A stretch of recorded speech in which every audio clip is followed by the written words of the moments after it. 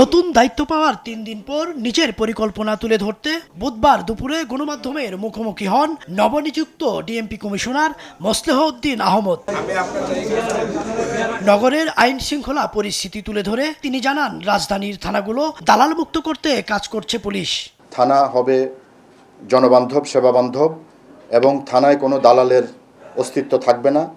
যদি কোনো থানায় কোনো দালালের সংবাদ আপনারা পান, সাথে সাথে আমাদেরকে জানাবেন, আমরা তার বিরুদ্ধে ব্যবস্থা নেব। অপরাধী যেই হোক না কেন তার রাজনৈতিক কিংবা সামাজিক অবস্থান বিবেচনা করা হবে না বলে জানান ডিএমপি কমিশনার। বলেন, কঠোর হস্তে দমন করা হবে মব কালচার। যে কোনো ধরনের মব কালচারের বিরুদ্ধে আমাদের অবস্থান শক্ত। আমরা মব কালচারের, যখনই আমাদের কাছে মব কালচারের কোনো অভিযোগ আসবে অথবা আমরা মব কালচার আমাদের কাছে দৃশ্যমান হবে কোথাও, আমরা সাথে সাথে ব্যবস্থা নেব। দায়িত্ব পালনে পুলিশ বাহিনীর কেউ অবহেলা করলে তার বিরুদ্ধে তাৎক্ষণিক ব্যবস্থা নেওয়া হবে বলেও জানান তিনি। ইদ্রিস আলম, দেশ টিভি, ঢাকা।